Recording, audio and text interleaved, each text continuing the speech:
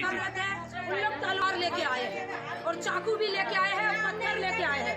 उसके बच्चे, औरत, आदमी सब लोग आए थे अभी मारने के लिए, सब लोग मारने के लिए। आप लोग वाघरी समाज के हैं ना? हम वाघरी समाज